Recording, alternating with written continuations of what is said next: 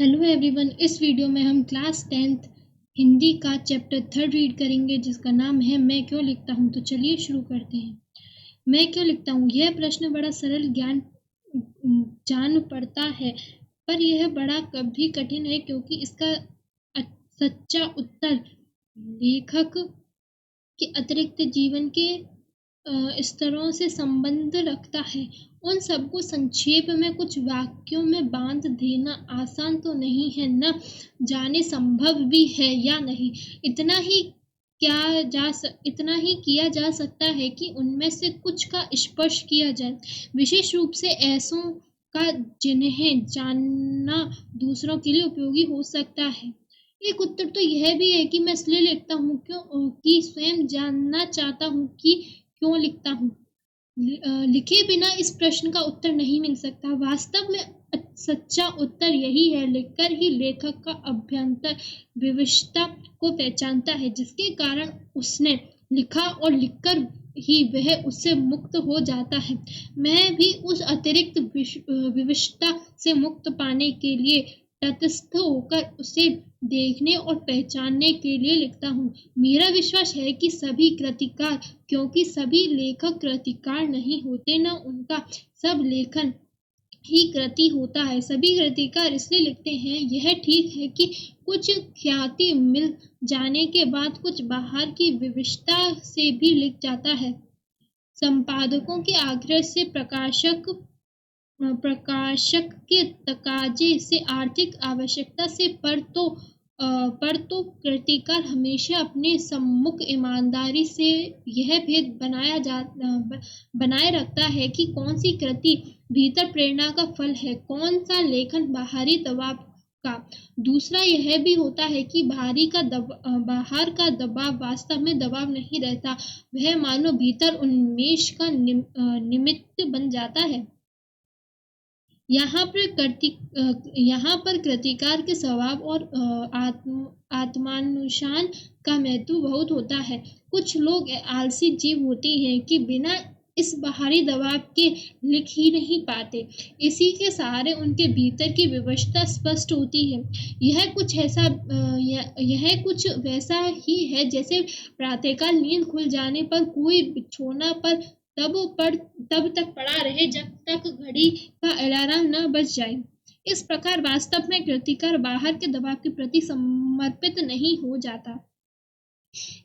उसे केवल एक सहायक यंत्र की तरह काम में लेता है, जिससे भौतिक यथार्थ के साथ उनका संबंध बना रहे। मुझे इस सहारे की जरूरत नहीं पड़ती, लेकिन कभी उससे बाधा भी नहीं होती। उठने वाली तुलना को बनाए रखूं तो कहूं कि सवेरे उठ जाता हूं अपने आप ही, पर अलार्म भी बज जाए तो कोई हानि नहीं मानता।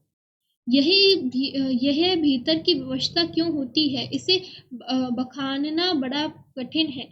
क्या वह नहीं होती, यह बताना शायद हमें कम कठिन होता है। यह उसका उदाहरण दिया जा सकता है। कदाचित वही अधिक उपयोगी होगा उनकी एक किताब की कुछ चर्चा करूं, जिससे मेरी बात स्पष्ट हो जाए। मैं विज्ञान का विद्यार्थी रहा हूँ। मेरी नियमित शिक्षा उसी विषय में हुई। अणु क्या होता है, कैसे हम रेडियम धर्मी तत्वों का अध्ययन करते हैं। कुछ वैज्ञानिक की उस पीढ़ी तक पहुंचे जहां अणु का भेदन संभव है। रेडियम धार्मिकता के क्या प्रभाव होते हैं, इन सब का पुस्तकीय या सैद्धांतिक ज्ञान तो मुझे था। फिर जब मैं हिरोशिमा में अणु बम गिरा तब उसके समाचार मैंने पढ़े और उससे परवर्ती प्रभावों का भी विवरण पढ़ता रहा। इस प्रकार उसके प्रभावों का ऐतिहासिक प्रमाण भी सामने आ गया। विज्ञान के इस दुरुपयोग के प्रति बुद्धि का विद्रोह स्वाभाविक था। मैंने लेख आदि में कुछ लिखा भी, पर अनुभूति के स्तर पर जो व्यवस्था होती है, यह बौद्धिक पकड़ से आगे की बात है और उसी तर्क संगति में अपनी अलग होती है। इसलिए कविता मैंने इस विषय में नहीं लिखी। युद्धकाल में भारत की पूर्वी सीमा पर देखा था कि कैसे सैनिक ब्रह्मपुत्र मैं बम फेंककर हजारों मछलियां मार देते हैं, जबकि उन्हें आवश्यकता थोड़ी सी होती है, पर और जीव की इस उपव्यय से जो व्यथा भीतर उमड़ी थी, उससे एक सीमा तक अणु बम द्वारा व्यर्थ जीव नाश का अनुभव कर ही सका था। जापान जाने का अवसर मिला तब हिरोशिमा भी गया, और वह अस्पताल भी देखा जहां रेडियम पदार्थ के आहत लोग वर्षों से कष्ट पा रहे हैं। इस प्रकार प्रत्यक्ष अनुभव भी हुआ, पर अनुभव से अनुभूति गहरी चीज है। कम से कम प्रतिकार के लिए अनुभव तो घटित होता है, पर अनुभूति संवेदना और कल्पना के सहारे उस सत्य को आत्मसात कर लेती है जो वास्तव में प्रतिकार के साथ घटित नहीं हुआ, जो आंखों के सामने नहीं आया, जो घटित के अनुभव में नहीं आया, वही आत्मा के सामने ज्वलंत प्रकाश में आ जाता है। तब वह अनुभूति प्रत्यक्ष हो जाती है। तो हिरोशिमा में सब देखकर भी तत्काल कुछ लिखा नहीं, क्योंकि इसी अनुभूति प्रत्यक्ष की कसर थी। फिर एक दिन वही सड़क पर घूमते हुए देखा कि जले हुए पत्थर पर एक लंबी उजली छाया है। विस्फोट के समय कोई वहां खड़ा रहा होगा, और विस्फोट के बिखरे हुए रेडियम धर्मी पदार्थ की किरणों उसमें रुद्ध हो गई होंगी, जो आसपास के आगे बढ़ गई। उन्होंने पत्थर का झुलसा दिया जो उस व्यक्ति पर अटकी, उन्होंने उसे भाप बनाकर उड़ा दिया होगा। इस प्रकार समूची ट्रेडर जैसे पत्थर पर लिखी गई उस छाया को देखकर जैसे एक थप्पड़ सा लगा, और वह इतिहास जैसे भीतर कहीं सहसा एक जलते हुए सूर्य सा उग गया और डूब गया। मैं कहूँ कि उस क्षण में अणु विस्फोट मेरे अनुभूति प्रत्यक्ष में आ गया है। एक अर्थ में मैं स्वयं हिरोशिमा के विस्फोट का भोक्ता बन गया।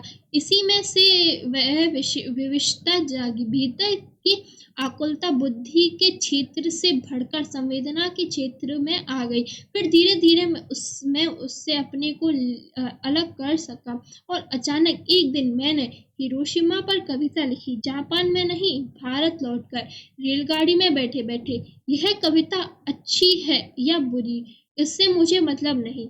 मेरे निकट वह सच है क्योंकि वह अनुभूति प्रस्तुत है। यही मेरे निकट महत्व की बात है। धन्यवाद।